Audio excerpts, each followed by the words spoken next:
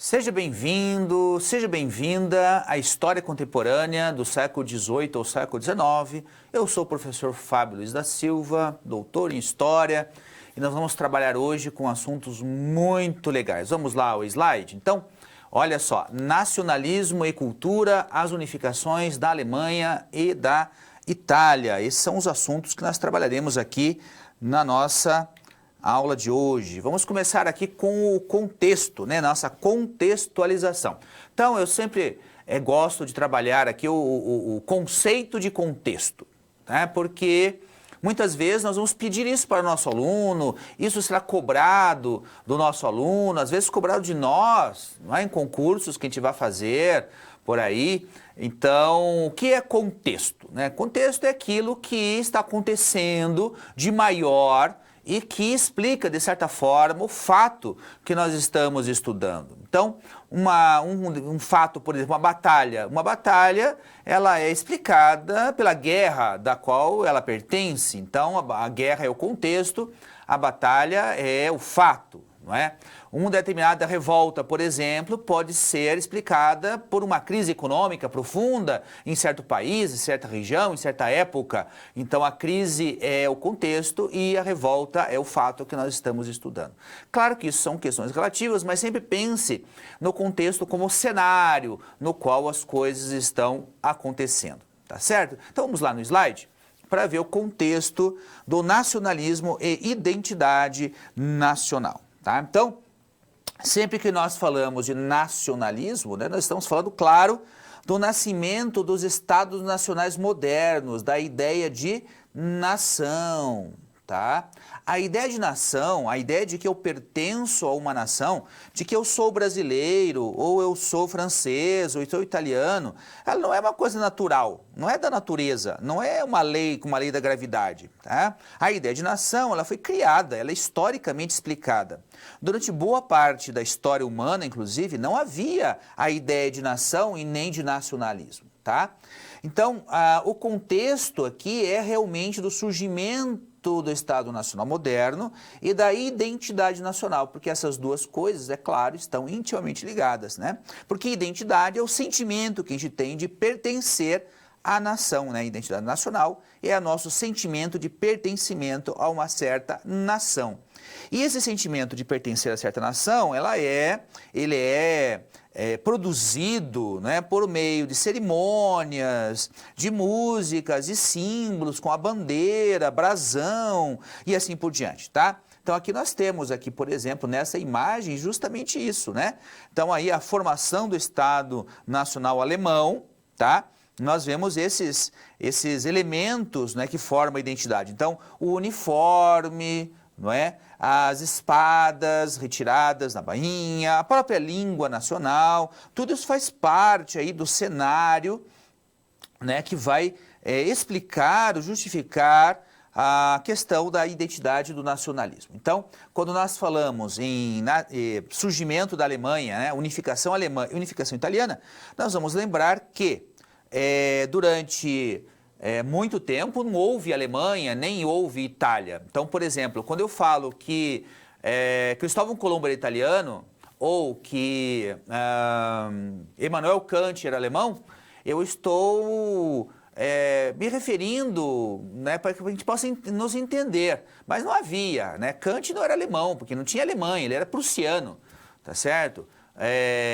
Colombo não era italiano, era genovês, porque não havia uma Itália ainda, tá certo? Então, tem que prestar bem atenção, porque Itália e Alemanha foram, na Europa, os dois últimos países a se tornarem países, né? A se tornarem estados nacionais. Então, a Espanha e Portugal já eram há muito tempo, Inglaterra e França também, que são ali os que competem, né? Competiram durante muito tempo pela hegemonia política, econômica e militar da Europa naquele momento, tá bom? Então o contexto é isso, o contexto é o surgimento de dois novos estados nacionais e, portanto, um sentimento de nação e, politicamente, um desequilíbrio em tudo aquilo, tá bom? Então vamos lá no slide.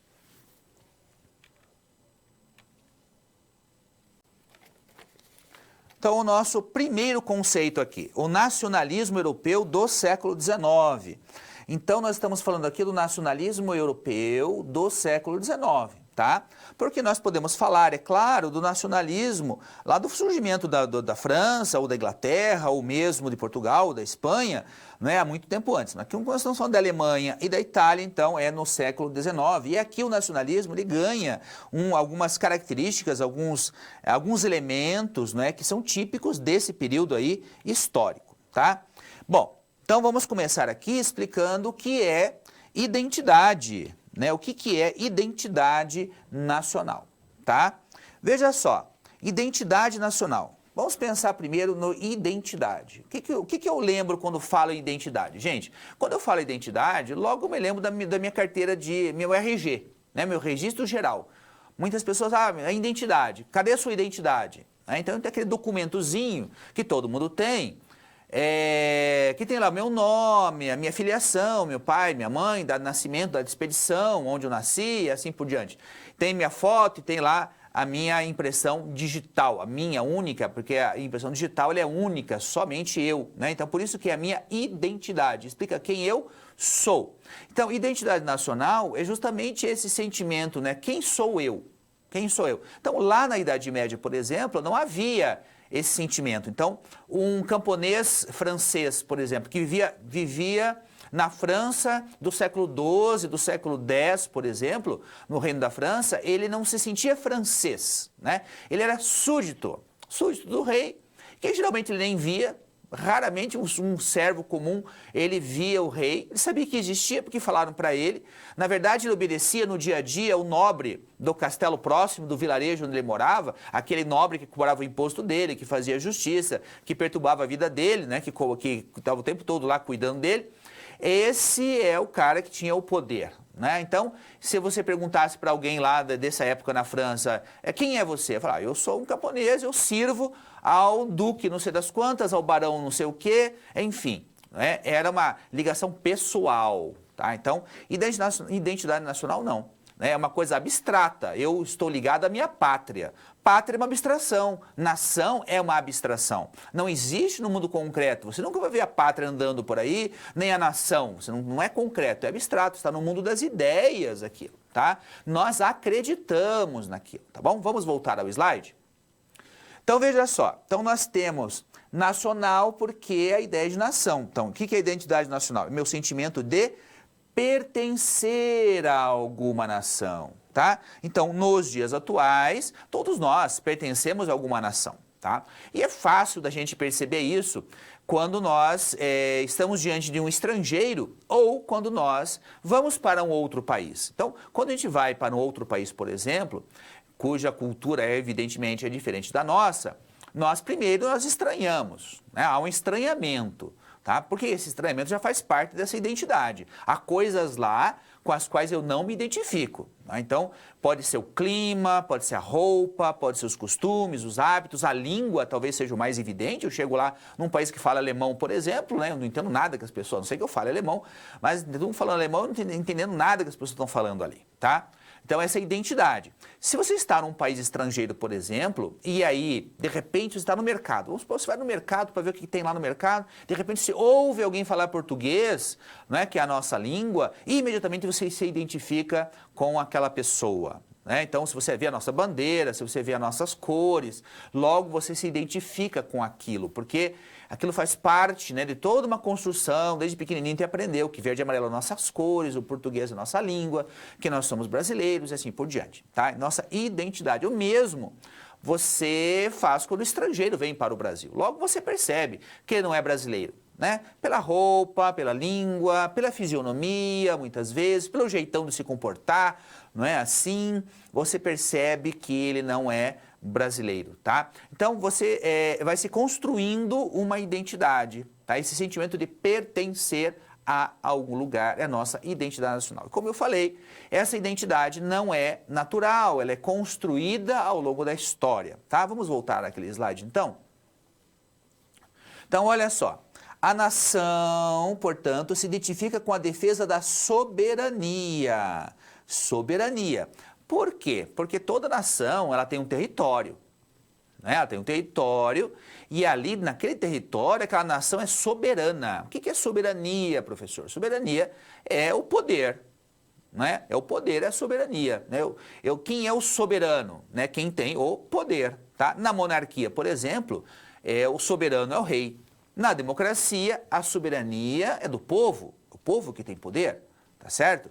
Então, dentro de um território, a soberania é daquele povo. Por isso que nenhum país gosta quando um outro país interfere em assuntos domésticos, em assuntos daquele país, porque estará ferindo a soberania. Tá? Então, se um avião, por exemplo, de um outro país entra no território de um certo país, então não pode, não tem licença para entrar, houve um rompimento dessa soberania. Você não pode entrar com um avião aí sem permissão, né? Por isso que existe alfândegas. Você, quando vai para outro país, você passa pela alfândega, né? Vão ver seus documentos, vão ver se você permite ou não que você entre. Se eles não quiserem que você entre lá, eles mandam você de volta. E o mesmo aqui, se a gente não quiser que o estrangeiro entre por algum motivo, ele tem que voltar, porque o país é soberano. Então, a soberania está ligada, claro, à ideia de nação, tá? Então, por isso que ser nacionalista, defender a pátria, né? Defender a pátria com a própria vida. Né? Então, se o território for invadido, né? Então, imagina agora, o território brasileiro é invadido por uma outra nação, isso fere a nossa soberania. Né? Então, os conflitos que existem, muitos deles são por conta da disputa de soberania. Ao longo da história, vários tratados, né, de limites foram sendo feitos justamente para definir, né, qual é a área de soberania de cada país. Né? Então, naquele rio, naquela montanha, acaba a minha soberania, começa a sua soberania, um outro Estado nacional. Tá? Vamos voltar lá naquele slide? Então, perceba que a identidade nacional, não é?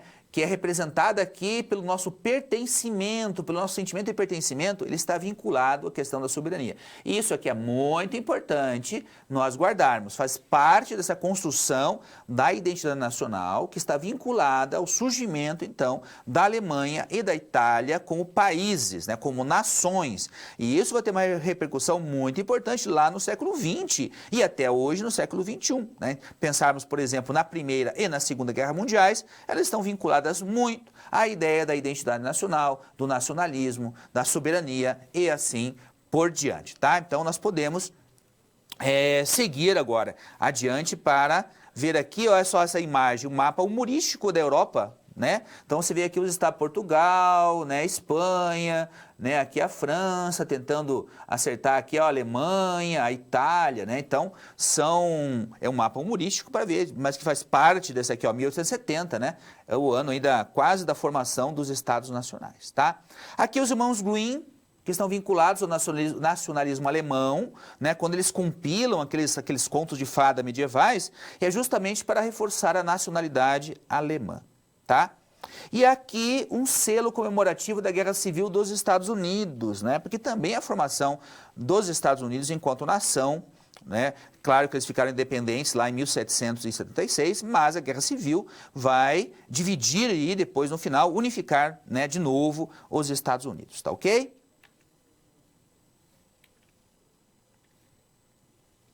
Então agora um novo conceito, né, a partir da mesma ideia do nacionalismo europeu do século XIX, tá, que é nacionalismo e revolução industrial e nacionalismo e imperialismo, tá bom? Então vamos explicar o que seria então essas duas coisas. Qual é a relação entre nacionalismo e revolução industrial, tá? Ora, vamos lembrar que uma das características das nações, do Estado Nacional, é justamente essa construção da identidade, tá? Então, a força da economia, a força da sua indústria está ligada à ideia também da identidade nacional. Então, o meu país é muito mais industrializado que o seu país. A minha nação é muito mais desenvolvida, é muito mais rica do que a sua nação. Porque a identidade, ela é construída muitas vezes em oposição ao outro. Não é? Então, eu não sou alemão, eu sou francês. Né? Eu não sou inglês, eu sou francês. A mesma coisa o inglês, eu não sou alemão, eu não sou francês, eu sou inglês, tá? E essa oposição, muitas vezes, ela é feita do ponto de vista econômico. Tá? Então, existe uma questão de orgulho nacional em pertencer a uma nação poderosa, que tem colônias, né, que tem indústrias, cujo império está no mundo inteiro, como é o caso da Inglaterra, por exemplo, império onde o sol nunca se põe. Faz parte desse orgulho nacional, porque todos nós gostamos, né, faz parte talvez, da psicologia social, né? Todos nós gostamos de participar de coisas grandiosas. Nós gostamos de pertencer aos grupos que vencem, aos vencedores. A gente não gosta de pertencer aos grupos que perdem, né? Aos inferiores. Então, o orgulho nacional tem a ver com isso, tá? Mas também tem, é claro, a ver com a própria questão econômica, tá? Por isso, você precisa vincular essa questão do imperialismo ao próprio desenvolvimento da indústria, ao próprio desenvolvimento do capitalismo. Tá? Porque você vai crescer essa economia. Para isso, você vai precisar, por exemplo, de conquistar novas regiões, né? É o caso aí que surge o imperialismo. Então, a Inglaterra precisa de matéria-prima, ela precisa de mercados consumidores, tá certo? Então, ela vai defender cada pedacinho de terra na própria Inglaterra ou, então, nas colônias. Tá? Então, seja a Índia, seja a África do Sul, seja a Austrália, seja qualquer região dessa, faz parte de todo o Império Britânico, né? Então, faz parte desse sentimento de nação. Então, ser um país altamente desenvolvido, ser um país industrializado, uma potência industrial, faz parte desse sentimento nacionalista, desse sentimento de nação, de pátria, tá? E vamos estar atentos, né? Porque essa disputa, inclusive, imperialista, essa disputa comercial, industrial entre os países europeus, entre as potências industriais europeias, vai ser uma das causas lá da Primeira Guerra Mundial, não é? Então, quando começa lá em 1914 a Primeira Guerra Mundial, ela em muito se deve a essa disputa, né? Há uma rivalidade muito grande das nações, né? Se você vai crescendo esse nacionalismo, vai crescendo essa vontade de se opor ao outro, até que, em certo momento, entre outras causas, nós temos aí uma causa, o nacionalismo como causa da Primeira Guerra Mundial, tá? Então, entender esse nascimento da Alemanha e da Itália, agora no século XIX, é importante por conta disso, tá bom? Então, vamos voltar lá no slide? Então, veja só. Então, a Revolução Industrial, o surgimento das indústrias e o imperialismo, que estão intimamente ligados, né? Essas duas coisas estão ligadas, são dois fenômenos sociais, econômicos, culturais que estão interligados, que têm uma relação íntima com a questão do sentimento de nação, o sentimento nacionalista, tá? Então, veja só, por exemplo, essa imagem aqui, né? Exposição Universal de Chicago, em 1893. Então, no século XIX, tornou-se comum a realização de exposições universais.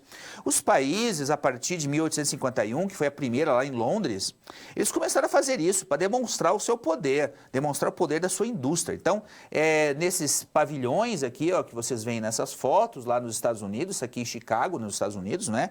Então, ali se expunha os produtos industrializados, né? Havia a parque de diversão, havia parte de divertimento também, mas também havia a questão da exposição disso. Então as pessoas, veja só, mesmo as pessoas que não eram comerciantes, que não eram industriais, que não iam consumir muito daqueles produtos, mas eles iam para ver, né, a atração disso, tá? Então os países se orgulhavam disso, faz parte aí dessa questão do orgulho nacional, tá certo?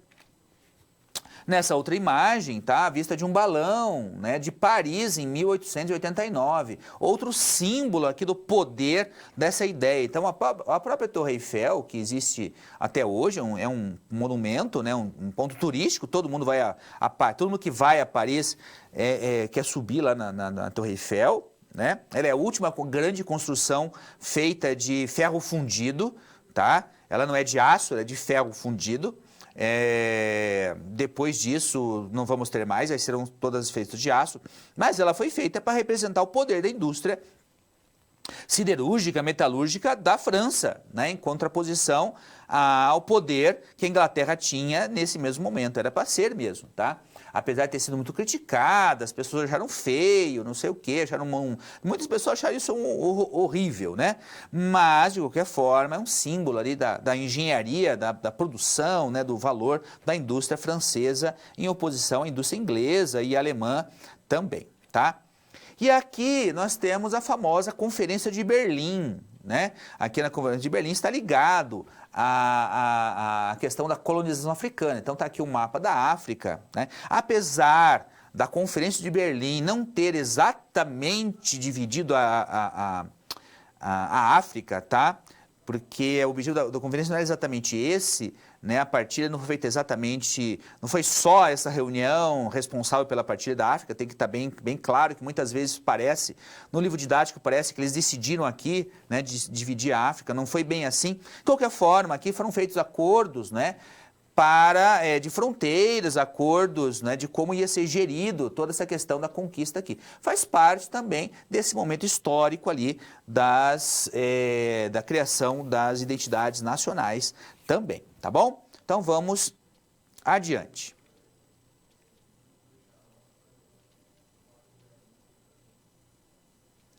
Então agora nós vamos falar da unificação da Alemanha, grande Alemanha, 1871. Tanto a Alemanha quanto a Itália se unificam no mesmo ano, tá? 1871, tá bom? Então veja só, vamos voltar lá na Idade Média, tá bom? Para quando nasce a Alemanha, tá bom? Então vamos ter que voltar aqui à época do Império Romano para poder entender isso aqui mais claramente, tá bom? Então veja só, Império Romano. Então vocês devem lembrar das aulas de história antiga, né, que o Império Romano dominava praticamente a Europa toda, né, o norte da África, um pedaço da Ásia, até a Inglaterra, até ele unifica a Escócia mais ou menos, a Gália, né, e aí no final do Império Romano, não vamos nos alongar nisso, mas enfim, no final do Império Romano, os bárbaros, os germânicos invadem o Império Romano ao longo de vários séculos, o Império Romano se desfaz, e aí surge a Idade Média, surge o feudalismo. Então, no lugar do Império Romano, surgem vários reinos bárbaros. Entre esses reinos bárbaros, vamos ter o reino dos francos. Reino dos francos, tá? Os francos eram desses povos bárbaros que habitavam aquela região, que passaram a habitar a região mais ou menos onde era a Gália, né? No lugar dos gauleses. Então, o Império Romano conquistou a Gália, que estava habitada pelos gauleses, depois vieram os francos e conquistaram essa região que era dos romanos, que antes tinha sido dos gauleses, tá certo? Muito bem, aí surge o reino da França. O reino francês, então, o primeiro rei, que é o Meroveu, ele é meio lendário, né, o Meroveu. Aí temos toda uma dinastia de reis, não é, merovingios, tá certo? Depois da dinastia dos reis merovingios, nós tivemos a dinastia dos reis carolíngios, tá bom? E aí, dentro desse contexto, é que nós temos, vamos voltar no slide, por favor? Aí que nós temos, né, o Império Carolíngio, tá? No Império Carolíngio, nós temos que ter aqui o destaque, tá bom? Para a figura do Carlos Magno, grande Carlos Magno, Carlos Magno.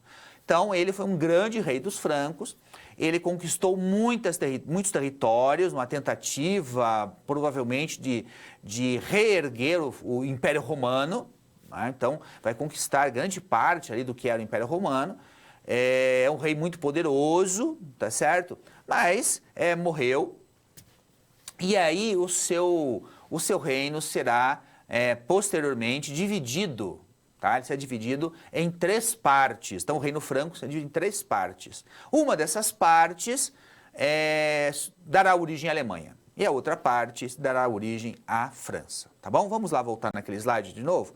Então veja só aqui, ó, Tratado de Verdun, tá bom? Existiram 2 tratados de Verdun, tá? Esse aqui é o Tratado de Verdun, no qual então, os herdeiros, não é, netos do Carlos Magno, eles dividem, então, o reino da França em 3 partes, tá bom?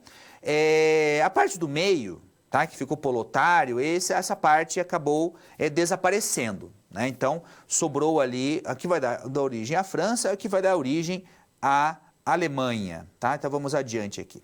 Aqui nós temos a coroação do Carlos Magno, uma imagem que marca a coroação do Carlos Magno, isso lá na Idade Média, mas indo já para metade da Idade Média, tá? Lembrando que a Idade Média foi do século V ao século XV, né? Então, aí por volta do século VIII, século IX, nós vamos ter aí a coroação do Carlos Magno, tá certo? E ele aqui já mostrando, né, a relação entre o Estado e a Igreja, que era muito forte durante toda a Idade Média, durante toda a Idade Moderna também, na questão do próprio absolutismo que virá depois da Idade Média, tá bom? Então, que a coroação, né, então o poder espiritual dando poder ao Carlos Magno aqui, tá? E aqui, ó, o Império de Carlos Magno em 806, né? 806 é século IX, né? Século IX. Então, toda essa região aqui, ó, né, o Império do Carlos Magno, quase, né, o Império Romano Europeu ali, tá certo? Então, esta região aqui. Aqui hoje nós temos a França e hoje aqui nós temos a Alemanha. Tá? Então veja que a Alemanha ela é fruto dessa conquista do Carlos Magno, um rei dos francos, tudo bem? Então, aqui nós temos a divisão da Europa, olha só, tá? Dos netos do Carlos Magno. Então, o Carlos, ó, reino do Carlos, Charles aqui, Charles é Carlos, né? O do Luís, tá? Então, que deu origem à Alemanha. Então, essa parte aqui deu origem à Alemanha. Ó, Saxônia, aqui, olha só, né? Bavária, toda essa região mais para frente, lá 1871, né? Se unificará e dará origem, então, à Alemanha. Tá bom? E essa parte aqui, ó, dará origem à França, a Paris está aqui, né? Toulouse, né? A própria Bretanha, que é essa região aqui, ó, o rio Sena, que atravessa Paris, tá certo? E aqui, essa parte do meio, né? Ela vai acabar desaparecendo ao longo do tempo, né? Inclusive essa região será a região mais disputada entre a Alemanha e a França, né? Essa região aqui muitas vezes será da França e outras vezes será da Alemanha. Tanto que existem cidades na França que têm nomes alemães, não é? Foi uma região que mais tarde será rica em carvão, né? Então ela será disputada na época da Revolução Industrial, né? Na Primeira Guerra Mundial, na Segunda Guerra Mundial, então na Guerra Franco-Prussiana. Então, essa região do meio sempre foi mais confusa mesmo, né? Mais complicadinha que essa região da Alemanha. Então, veja, nós voltamos lá na Idade Média para explicar de onde surgiram, tá? Só que enquanto a França, ela se transforma num reino, né? Vai se transformando num reino, então a partir do século XII, nós temos aí o início do Estado Nacional francês, né? Os reis franceses começam a recuperar os feudos que eles haviam dividido a França, né? Os antecessores haviam dividido a França, como é o caso, por exemplo, da reconquista dessa região aqui do Languedoc, né? Do Languedoc, por exemplo, né? Da Bretanha depois, por meio de guerras, por meio do casamento. A Alemanha será diferente. A Alemanha, ela continua aqui, em vez da Alemanha, né, existirá um monte de reinos, de condados, ducados, principadozinhos. Aqui será uma verdadeira colcha de retalhos nesse lado aqui, tá?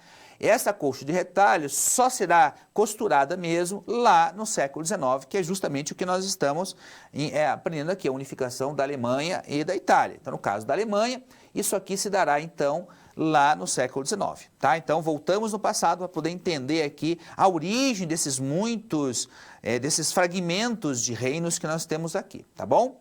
Então, nós podemos entender aí a origem histórica, né, das condições que levaram à unificação alemã no século XIX, tá bom? Então, vamos adiante. Vamos à nossa situação-problema, né? Resolução da situação-problema. E o nosso tema é nacionalismo, como não poderia deixar de ser. Então vamos lá. Apresentando a situação-problema, tá? A situação-problema. Nesta situação-problema, vamos refletir sobre a questão da identidade nacional e do nacionalismo, tá? Identidade nacional e nacionalismo. Tudo bem? Então vamos refletir sobre isso aí conforme está dizendo aqui. Então vamos ler o problema, né? Problematizando a situação problema. Geralmente, o ser brasileiro é associado à criatividade, à descontração, ao ânimo, à atitude positiva frente às dificuldades da vida, há estereótipos comuns também para outros povos. Por isso falamos em pontualidade britânica ou na educação francesa. Tá? Então vamos ler de novo aqui e explicar isso com bastante atenção. Olha, geralmente o ser brasileiro é associado à criatividade. O brasileiro é criativo, né? A gente gosta de fazer gambiarra, né? A gente se autodeclara muito criativo. O brasileiro é criativo, né? Então, só podia ser brasileiro. Né? Se tiver uma coisa diferente, uma coisa esquisita, só podia ser brasileiro. Te fala muito isso, né? Porque a gente é muito criativo. A descontração. O brasileiro é descontraído, o brasileiro não é tenso, leva tudo na boa, né? A gente é muito descontraído, não leva nada muito a sério, né? A atitude positiva frente à dificuldade, né? A ideia de que a gente faz piada de tudo, né? Mesmo das coisas mais trágicas, tem alguém sempre fazendo algum tipo de piada. Faz parte desses estereótipos. E outros, de outros povos também. Então a gente fala que o britânico, né? O inglês é muito pontual, é chegar no horário sempre, né? Ou então, os japoneses são muito estudiosos, né? O francês, a educação francesa, né? Eles são muito, até a moda, né? Se vestem muito bem. Então são estereótipos, tá? Que a gente tem. Então, a pergunta é a seguinte: como essas imagens, esses estereótipos são construídos, tá? Como eles são construídos, então? Se nós temos, todo mundo tem, não é? Os estrangeiros têm muita imagem a respeito de nós e nós a respeito deles, tá? Então, vamos lá. Resolvendo a situação problema. A identidade nacional é construída, olha só, construída, essa palavra aqui é importante, né? Porque é justamente a ideia que a identidade nacional ela é uma construção, não é uma coisa natural, é um sentimento que precisa ser regado, né? Precisa ser cuidado para que ele continue existindo. Então, a identidade nacional é construída em grande medida, em grande parte, em oposição ao outro, tá? Então tem o eu e tem o outro, tá? A necessidade de representar esse outro povo como diferente do nosso é que cria esse estereótipo, tá? Então, o estereótipo nasce justamente dessa diferença que nós temos que marcar, né? Então, por que que eu não sou inglês? Porque eu não sou pontual, né? Brasileiro não é pontual, o brasileiro atrasa para tudo, né? A gente adora atrasar as coisas, a gente nunca chega, sempre depois, né? A gente marca uma festa, a gente marca as coisas assim, né? Vamos marcar para as 7h30 para o pessoal chegar às 8h. É muito comum isso, já faz parte da nossa cultura. Então, por que eu não sou inglês? Porque eu não sou pontual, né? Por que eu não sou japonês? Porque eu não sou estudioso. Né? Então nós nos opomos, então nós criamos estereótipos para os outros e para de nós mesmos, tá? Então faz parte dessa oposição, porque aí eu crio minha identidade, então eu sei, né? Pô, você é pontual? Então você não parece ser brasileiro não, né? Você chega no horário nas coisas, o Brasil começa a coisa atrasada. Aí eu comecei a reunião no horário, pô, mas nem parece brasileiro? Né? Então veja só, é a oposição ao outro e o outro também em relação a nós, né? Então, por que eu não sou brasileiro? O inglês falaria assim, por que eu não sou brasileiro? Eu não sou brasileiro porque eu chego no horário, tá certo? A mesma coisa em relação a muitos outros estereótipos que nós temos, né? Nós temos estereótipos da desonestidade, o estereótipo da honestidade, né? Do cumprimento das leis ou do não cumprimento das leis, né? Estereótipo de tomar banho.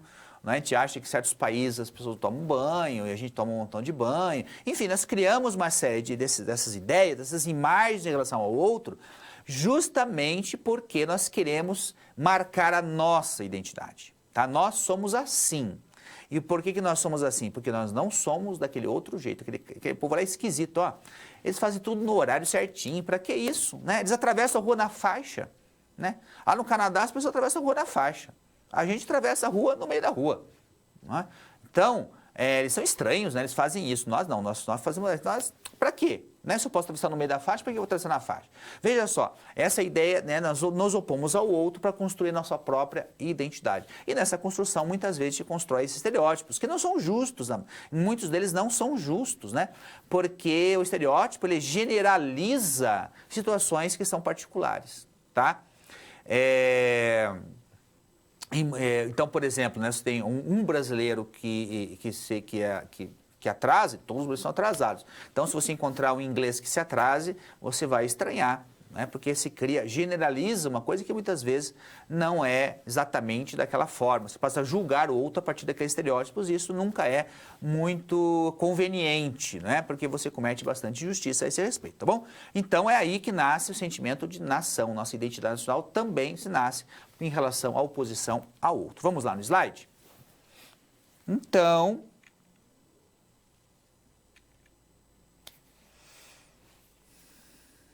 nós vamos ao nosso momento de interação. Olha só, vamos ler juntos aqui um trechinho do Hobsbawm. A maioria dos estudiosos hoje concordaria que línguas padronizadas nacionais, faladas ou escritas, não podem emergir nessa forma antes da imprensa e da alfabetização em massa e, portanto, da escolarização em massa. Vou ler de novo. A maioria dos estudiosos hoje concordaria que línguas padronizadas nacionais, como o português, por exemplo, ou o inglês, ou o francês, faladas ou escritas, não podem emergir, não podem surgir nesta forma antes da imprensa e da alfabetização em massa e, portanto, da escolarização em massa. Tá? Então a pergunta é a seguinte: qual o papel da educação na construção da nacionalidade? Vocês têm uns minutinhos, daqui a pouquinho a gente volta com as respostas.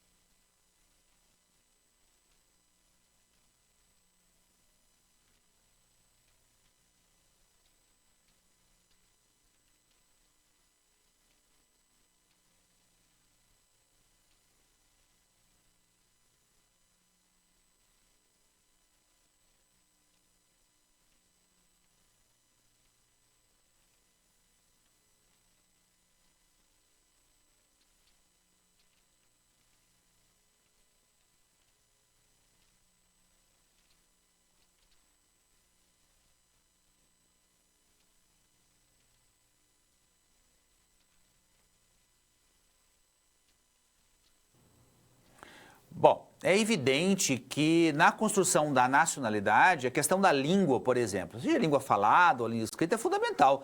Numa nação, todos têm que falar a mesma língua, todos têm que escrever a mesma língua, né? Então existe um português padrão, da fala padrão, da escrita padrão, assim como existe um inglês padrão, um francês padrão, que ele é ensinado em todas as escolas. Então, um aluninho lá do Languedoc, no sul da França, e um aluno da Bretanha, no norte da França, tem que falar o mesmo francês, né? Tem que escrever, as regras gramaticais são as mesmas, a mesma coisa aqui no Brasil, né? Um gaúcho tem que aprender a mesma gramática portuguesa que alguém lá de Pernambuco, alguém lá do Amapá, de Roraima, do Amazonas e assim por diante. Faz parte, né, do mesmo contexto, tá certo? Então, a educação é fundamental na construção dessa identidade. Ali que você vai aprender o que é o país, a história do seu país, você vai aprender o hino do seu país, você vai aprender as cores do país, vai assistir a bandeira de manhã, né? Você vai aprender, enfim, o básico, né, que forma a sua lá na escola. É ali que você vai criar o brasileirinho, o americanozinho, o inglesinho, o francesinho, é ali, né, que você vai criar esse sentimento, né, que você pertence a um mesmo país. Então, ao longo da vida, isso vai sendo reforçado, tá bom? Então, vamos lá voltar no slide. Então, vamos adiante.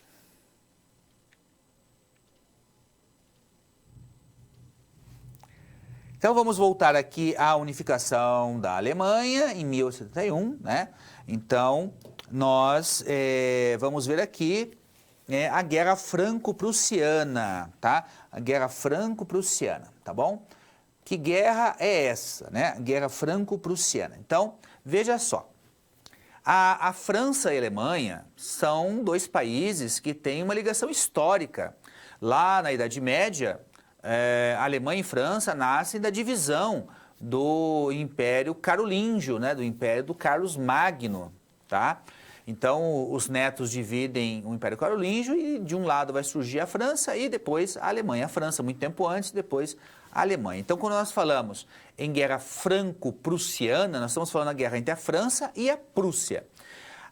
Essa região, que mais tarde dará origem à Alemanha, em 1871, ela era uma região composta de vários paizinhos, né, de reinozinhos, de ducados, condados, principados, mas tinha dois reinos maiores, né, a Prússia e a Áustria. Esses dois países, eles disputavam a hegemonia ou a influência entre os povos germânicos, entre a Germânia, né, na Germânia, entre os povos de língua alemã, né, tem um povo da língua alemã, povo de língua comum, mas politicamente era descentralizado, era fragmentado, era dividido em várias regiões, tá bom? Então a guerra franco-prussiana, ela vai ser uma guerra, então, entre a Prússia e a França. E essa guerra, ela vai ser o motor, o elemento aglutinador. Então, em oposição à França, até o inimigo comum. Então a França será o inimigo comum. Então era preciso, para unificar a Alemanha, que todos aqueles povos que havia ali, todos aqueles reinos, aqueles ducados, aquela fragmentação política, tivessem um inimigo comum, tá? Então, diante do inimigo comum, nós nos unimos. Então, a guerra franco-prussiana serviu muito para isso, para essa construção de uma identidade nacional. Olha, por que a gente não se une, né? Olha só a França é um país só. Né? Nós vamos guerrear contra eles, todos nós vamos nos unir contra eles. Então, começa aí a surgir essa ideia, uma ideia que já havia sendo gestada anteriormente, tá? É bom estar sempre bem claro isso, que não é guerra só, né, a Guerra Franco-Prussiana, não é só o Bismarck lá na Guerra Franco-Prussiana que dá conta disso, né? Já havia o nascimento da ideia de nação, vem de antes, inclusive, né? Fomentada, inclusive, por muitas coisas. Por exemplo, pelos irmãos Grimm. Você sabe que os irmãos Grimm, eles recolheram, né, contos de fada, né, os contos de fada que a gente conhece hoje, Rapunzel, Branca de Neve, né? Elas foram recolhidas ali pelos irmãos Grimm, e a língua, né, faz parte dessa unificação, do folclore, né, folclore, tá, nacional. Então, já era uma tentativa de fazer isso. Então, quando nós chegamos à Guerra Franco-Prussiana, já existe todo um sentimento que agora precisava de um catalisador, né, alguma coisa que vai juntar todo mundo, e vai ser a guerra contra a França, né? Então, diante do inimigo comum, todo mundo se une. Nesta batalha, nessa guerra franco-prussiana, a Áustria ficará de fora, né? A Áustria não se unificará, tá? Isso vai explicar mais tarde, quando lá na Segunda Guerra Mundial, né, nas vésperas da Segunda Guerra Mundial, quando Hitler, né, anexa a Áustria, no Anschluss, né, ele vai dizer, olha, a Áustria é a Alemanha. Os austríacos, na verdade, são alemães. Tá? E ele não estava errado nesse sentido, porque realmente a Áustria fazia parte dessa comunidade de língua alemã, não é? Só que ficou de fora, na disputa com a Prússia pela hegemonia ali, ela fica de fora. Tá? Então, surge, né, a partir dessa guerra, né, a vitória da Prússia, a vitória alemã nessa guerra, é que vai, então, finalmente solidificar a nação alemã. Né? Vamos voltar lá no slide? Então, nós temos a Batalha de Sedan, a famosa Batalha de Sedan, em que isso é garantido, né? Isso é garantido a unificação alemã. Então, a vitória alemã aqui, tá? Vitória alemã.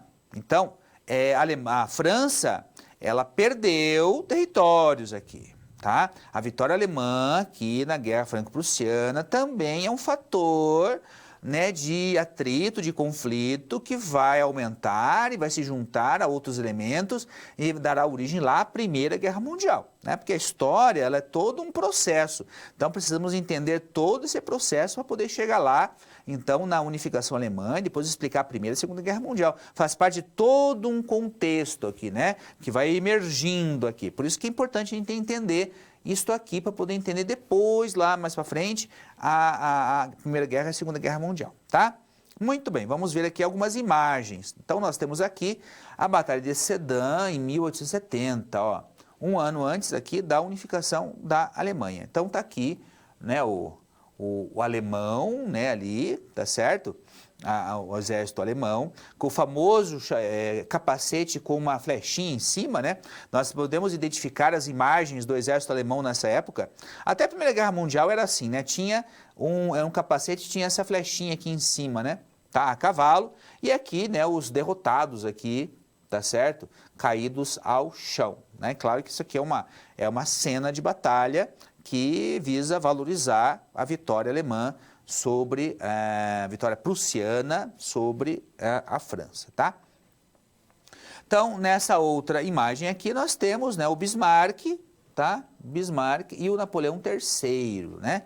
Então, o Napoleão III, parente do Napoleão Bonaparte, e o Bismarck aqui, ó, o chapéuzinho aqui, né? O capacete pontudinho aqui, típico, né? Então eles estão aqui batendo um papão, né? Conversando aqui justamente nesse momento em que a Alemanha vai surgir. E aqui, aquela imagem da proclamação do Império Alemão, tá? Então surge um novo império, né? O Império Alemão agora, e a Alemanha unificada se tornará uma potência econômica em pouco tempo, né? A Prússia já era um país a caminho da industrialização há muito tempo, não é? Mas agora unificado, o Império Alemão será muito importante, e o surgimento da Alemanha meio que desequilibra o poder, porque o poder estava equilibrado entre Inglaterra e França, e agora você tem um terceiro elemento poderoso, que é a Alemanha, e esse equilíbrio europeu é muito importante a gente ter noção, tá? Prestar atenção nesse equilíbrio, porque ele é importante até os nossos dias. Ele foi importante na Primeira Guerra Mundial, na Segunda, na Guerra Fria, tá? E até os dias atuais, esse equilíbrio entre Inglaterra, França e Alemanha é delicado e importante que a gente preste bem atenção, tá bom?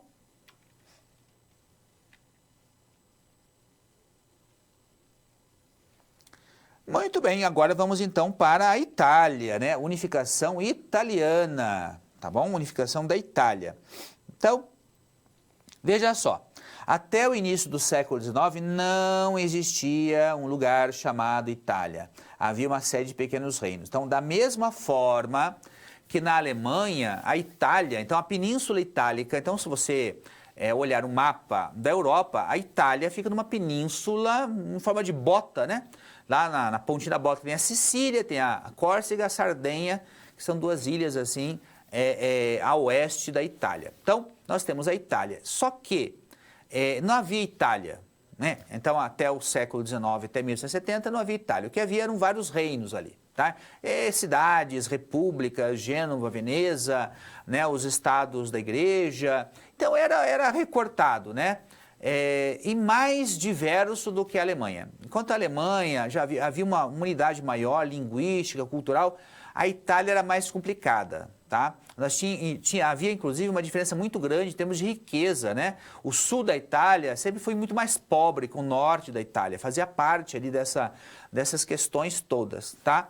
Então, você tinha, por exemplo, na época das grandes navegações, tá? Você não tem a Itália, né? Você tem Gênova e Veneza, duas cidades separadas, uma de um lado e do outro lado da Itália, e que disputam o comércio, né? As especiarias com o Oriente. Então, por isso que nós falamos, por exemplo, que Cristóvão Colombo, ele era italiano, mas é italiano no sentido vago da palavra, no sentido moderno da palavra, porque ele nasceu ali na Península Itálica, mas na verdade ele é de Gênova, então ele era genovês, né, em vez de ser italiano. Tá bom? Então havia uma série de diferenças entre as regiões, o que dificultava muito a unificação. E havia ainda uma questão diferente, que é a existência dos territórios da Igreja Católica. Isso não existia na Alemanha, mas é uma característica própria da Itália. Inclusive essa questão só vai ser resolvida mais tarde, lá no século XX, que vai ser resolvida essa questão com a Igreja, tá bom? Vamos lá no slide, por favor? Então veja só. Então havia uma série de pequenos reinos aqui nessa região da Itália, tá?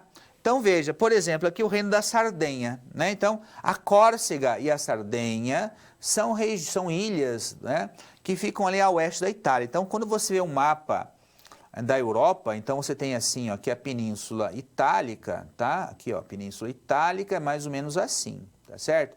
Aqui tem a Península Balcânica, onde fica a Grécia, e aqui você tem a Córcega e a Sardenha, aqui na pontinha que você tem a Ilha da Sicília, tá bom? Então aqui o reino da Sardenha, era um reino, tá? Era um reino, então, tá? Essa região aqui do continente, mais a região da ilha, fazia parte desse reino aqui, nesse caso aqui um mapa de 1839, tá? Nessa outra imagem nós vamos ter o rei Victor Emanuel II, tá? Que vai estar ligado intimamente à questão da unificação italiana, tá? Aqui nesse caso uma imagem de 1861, né? Victor Emanuel II, tá? Então Victor, né? De Vitória, né?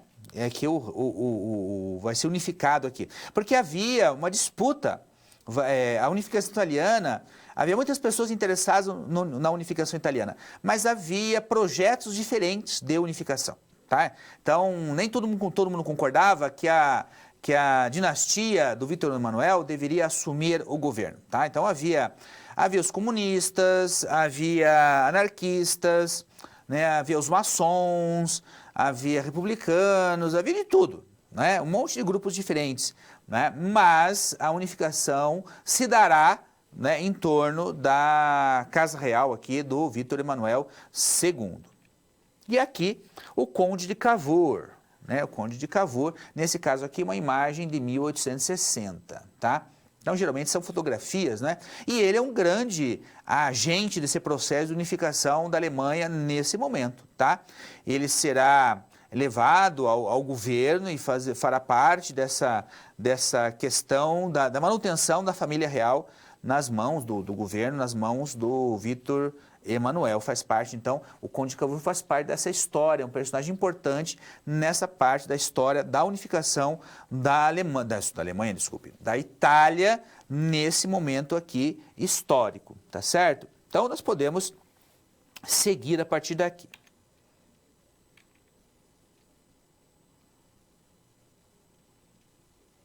Então, vamos continuar falando da unificação da Itália em 1870, né?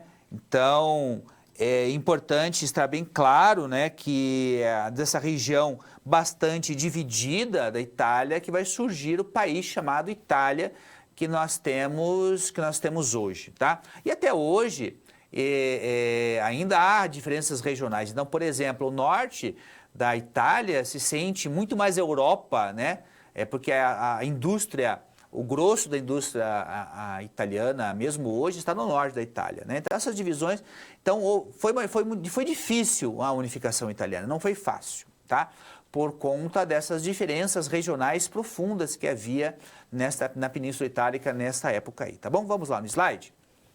Então, veja só. Aqui uma palavra que nós temos que ter bastante em mente aqui, tá? Que é a ideia, a palavra chamada ressurgimento, tá? Que significa ressurgir, né? Ressurgir. Eu acho que tem toda uma lembrança, né? Uma saudade, assim, da época do Império Romano, né? Porque o Império Romano era unido, né? O poderoso Império Romano, tá certo?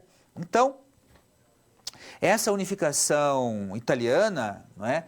Então está ligada a essa palavra aqui, tá bom? Processo de unificação italiana. Então muitas vezes você vai ouvir falar, em vez de unificação italiana, vai ouvir falar essa palavra aqui, tá bom?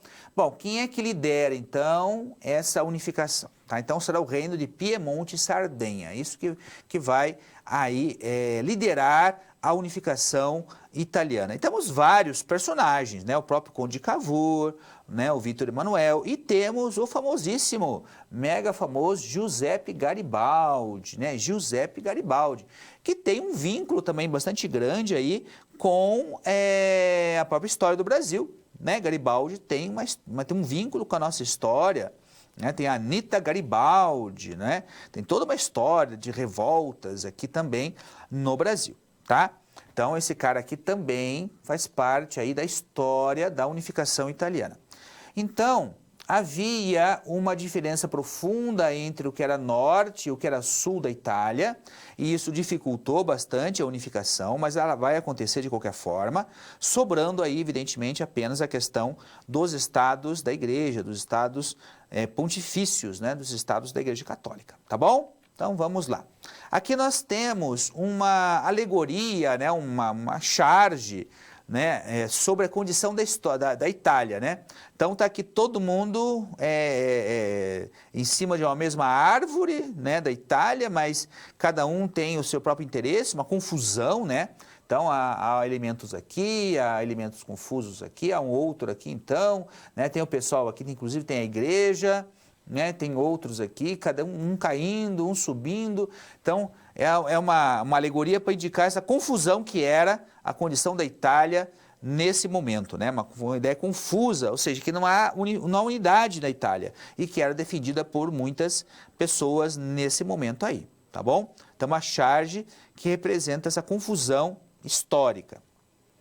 Aqui nós temos a imagem do Garibaldi, né? Lá nos Alpes, tá? Então vamos lembrar aqui onde ficam os Alpes, né? Então vamos desenhar aqui a Europa, aqui está a Península Ibérica, tá? A Península Itálica, aqui, tá? A Península Balcânica da Grécia, tá certo? Para cá, né? Aqui nós temos a Bretanha, a Dinamarca, tá? E aqui então nesta região aqui, ó, tá? Ficam os Alpes, né? Tem a Suíça, Áustria e Itália. Então existem Alpes suíços, Alpes austríacos, Alpes italianos. Então tá aqui o Garibaldi nesta região então dos Alpes, aí, lutando pela unificação da Itália. Faz parte aí então de uma gravura também, né? Valorizando a figura dele enquanto participante desse evento histórico importante para a Itália, tá? E aqui o Garibaldi partindo para a Sicília. Novamente a figura dele, a figura central, tá? A figura do Garibaldi central aqui. A bandeira, tá? Então, são símbolos nacionais. Então, quando nós estudamos a questão da identidade nacional, nós temos que lembrar bastante dessa questão da simbologia, né? Se nós voltarmos a essa imagem aqui, nós vamos ver bem essa simbologia aqui, por exemplo, no uniforme, né? Na postura, né? Na postura das pessoas, né? Na forma como ela está, é a mesma coisa aqui, ó. Tá? Então, nessa imagem aqui também. Aqui nós vemos mais ainda a questão da bandeira tremulando aqui. Tem a figura da criança, né? Importante, porque representa o futuro da nação, também está vinculada a essa ideia de nacionalidade, né? A ideia de educação. Então essa é uma imagem, assim como a imagem anterior, são imagens pedagógicas, né? Imagens educativas, para fortalecer, né? O mito fundador, é o que a gente chama de mito fundador. Toda nação tem sempre o mito fundador. No caso do Brasil, nós temos lá a pintura da primeira missa no Brasil, nós temos a pintura da independência do Brasil, aquela que o Dom Pedro está com a espada na mão, né? Então, a mesma coisa nos Estados Unidos, tem as pinturas dos pioneiros, né, da primeira ação de graças, né, primeira refeição de ação de graças. Então, cada país tem o seu mito fundador. Então, nesse caso aqui, é o mito fundador italiano. Né? Na Alemanha também nós vamos ter, por exemplo, o momento da criação do Império Alemão, do Bismarck, aquela coisa, também tem pinturas e gravuras que valorizam essa imagem, essa colocação, tá? Faz parte dessa construção da identidade nacional de cada país por aí, tá? Então vamos ver essa imagem como um mito fundador, assim como a imagem anterior, tá bom? Então, muito bem. Vamos para a nossa situação problema, tá? Situação problema. Então, nesse caso aqui, vamos ver a relação da Itália e do Brasil. Então, além do Garibaldi, da Anita Garibaldi, nós temos outras relações entre a Itália e o Brasil nesse momento aí, tá bom? Então, vamos lá para a nossa situação problema. Então, nessa situação problema, vamos refletir sobre a questão da imigração italiana para o Brasil no século XIX. Então, é sabido de todos nós que, né, então vamos fazer uma linha do tempo aqui, tá? Então, nós temos aqui, ó, 1850, né, uma data importante na história brasileira, tem dois eventos importantes nessa data aqui. O fim do tráfico negreiro, tá? Então, parou de entrar escravos africanos, né, indivíduos escravizados da África para o Brasil, e também a lei de terras, tá? Bom, com o fim do tráfico negreiro, tá? Então, evidentemente que havia uma tendência a diminuir a escravidão até ela acabar. Então, mais cedo ou mais tarde, a escravidão acabaria. Poucas pessoas duvidavam que a escravidão estava caminhando para o fim nesta época aí, tá? E nós temos 1888, que é quando acaba oficialmente a escravidão no Brasil, né? A Lei Áurea, aquela coisa toda, acabou a escravidão no Brasil. Muito bem. Então, muitas pessoas acham que a imigração italiana começou aqui, né? Só aqui. Então, é como se os escravos saíssem da fazenda e entrassem italianos naquele momento lá. Isso não é verdade, né? A imigração italiana, aqui nós estamos falando da imigração italiana, mas a imigração de outros países também, não só italiana. Suíços, né, alemães, tá, de outros lugares, começou antes daqui, antes do fim da escravidão, né? Então, italianos começam a chegar, claro que depois aqui há um aumento substancial da imigração italiana e de outros países, mas no nosso caso estamos falando da Itália. Então, existe uma relação, tá, entre a Itália, tá, e o Brasil no século XIX. Aqui só para relembrar uma parte da história do Brasil, que nós estamos vinculados a essa história há bastante tempo, tá bom? Então, vamos lá. Então, problematizando a situação problema. Então, vamos ler aqui comigo qual que é a questão. Ó, o Brasil foi um dos principais destinos de imigrantes italianos entre 1850 e 1950. E hoje, muitos brasileiros possuem algum vínculo, seja por ancestralidade, seja por proximidade ou interesse culinário ou artístico com aquele país, com esse país, a Itália. Como podemos perceber essa relação entre o Brasil e a Itália no século XIX? Então vamos ler agora e explicar um pouquinho. Olha só. O Brasil foi um dos principais destinos desse imigrante. Então, uma confusão comum dos alunos do ensino fundamental. Imigrante vinha para o Brasil voluntariamente. Ninguém obrigava o cara a vir para cá, né? Ele vinha voluntário. Claro que devido à miséria, ou talvez à pobreza, o desejo de ficar rico, mas ele era voluntário, tá bom? Entre 1850, porque em 1850 aqui, vamos recordar aqui que em 1850, né, houve a lei de terras e o fim do tráfico negreiro. Portanto, começou a faltar mão de obra escrava para as lavouras, principalmente as lavouras de café, né? Principalmente lavouras de café, tá? Então, por isso, hoje, muitos brasileiros possuem um vínculo com a Itália. Muitos de nós têm sobrenomes italianos, né?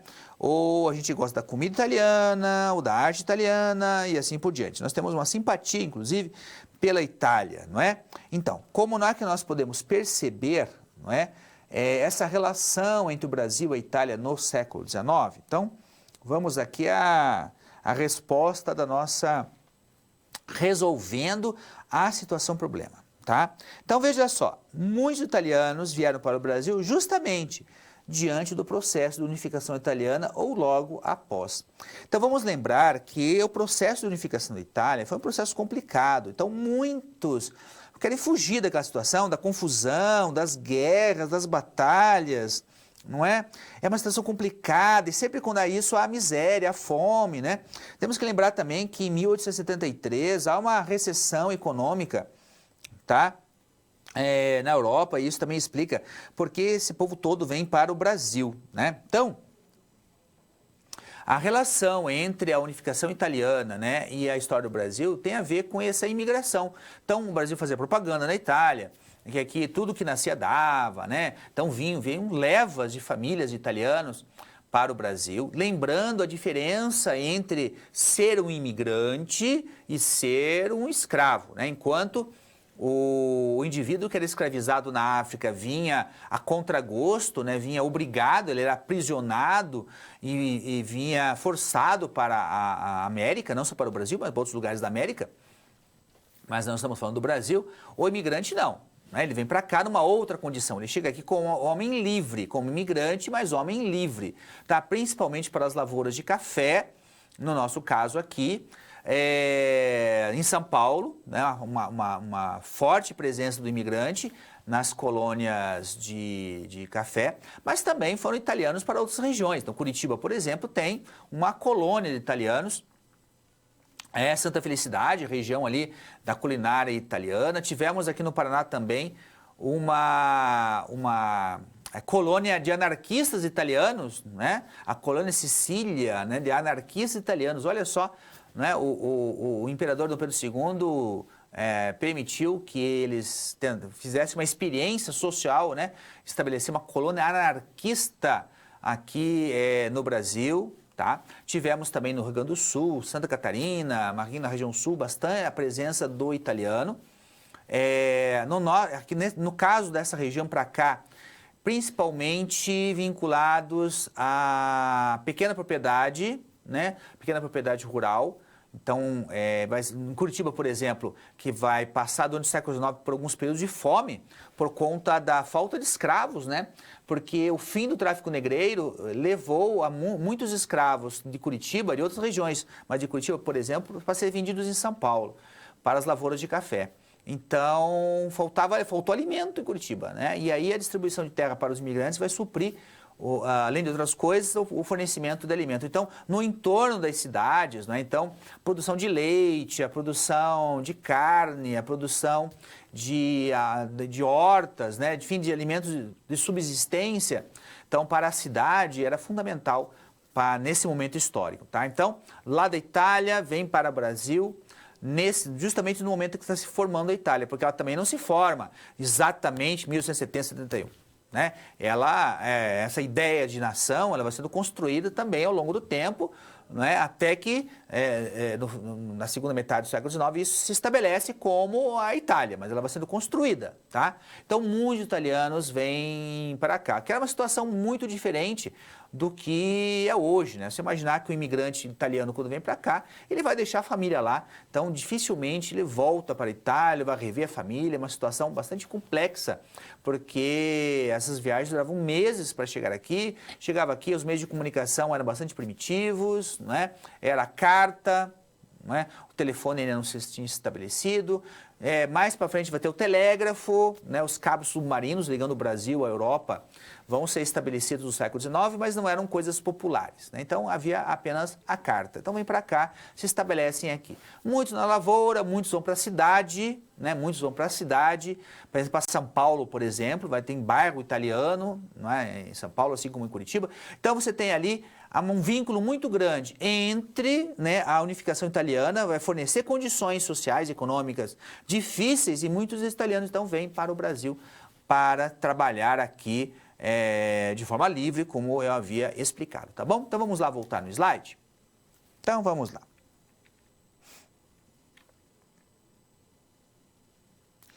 Agora vamos para a nossa atividade de interação. Olha só o que diz aqui.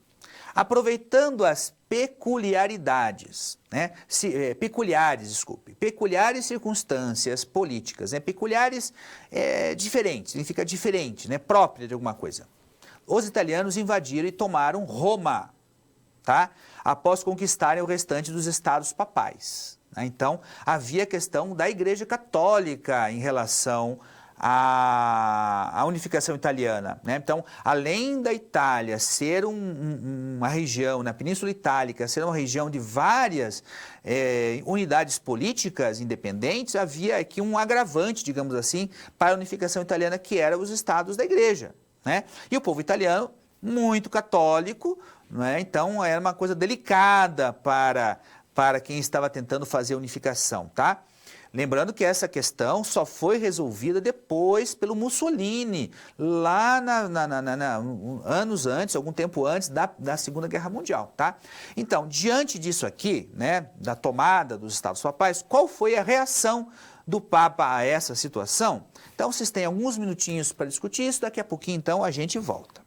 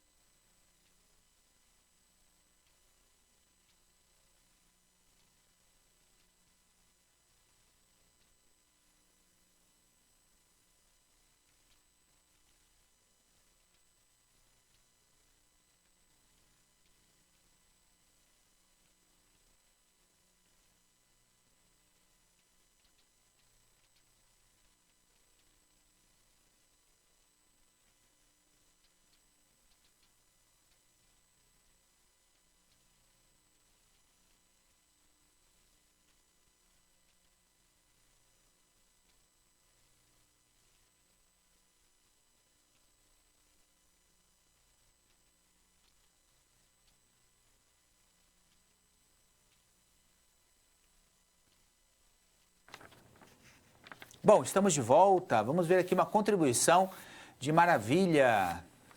O Papa não reagiu bem e se considerou como exilado político em Roma, né? Um prisioneiro, né? Evidentemente que ele não reagiu bem.